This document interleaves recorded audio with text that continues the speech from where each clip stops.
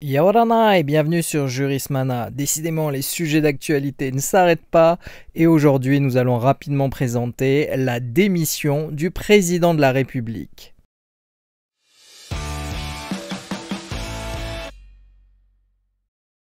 Si rien ne l'y oblige, à l'identique, rien n'interdit au président de la République de démissionner. Il peut éventuellement estimer qu'il n'est plus apte à remplir ses fonctions, ou comme cela a été exceptionnellement le cas sous le général de Gaulle, qu'il ait été désavoué par les électeurs, devant lesquels il aurait informellement engagé sa responsabilité. Afin de garantir la continuité de la fonction présidentielle, l'article 7 de la Constitution régit la suppléance du chef de l'État en envisageant deux hypothèses différentes, la vacance de la présidence et l'empêchement du président. La vacance correspond au cas où la fonction n'est plus occupée en raison de l'absence définitive de son titulaire. Elle renvoie justement à sa démission, mais aussi à son décès ou à sa destitution. Elle est survenue deux fois sous la Ve République, lors de la démission de Charles de Gaulle le 28 avril 1969, puis du décès de Georges Pompidou le 2 avril 1974. L'empêchement est d'une nature différente. Il s'agit non plus de combler un vide survenu dans les institutions, mais plutôt de faire face aux problèmes posés par la survenance d'un obstacle momentané ou définitif à l'exercice normal par son titulaire d'une fonction publique. Cette disposition n'a jamais été appliquée en ce qui concerne le président de la République.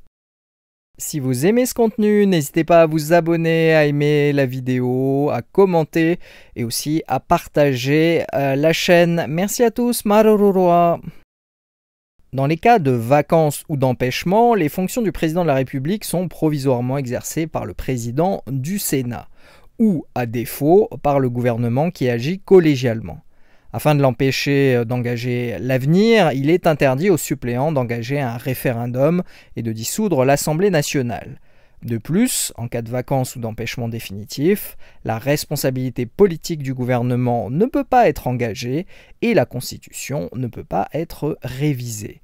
L'article 7 de la Constitution précise que le scrutin pour l'élection du nouveau président de la République a lieu, sauf cas de force majeure constatée par le Conseil constitutionnel, 20 jours au moins et 35 jours au plus après l'ouverture de la vacance.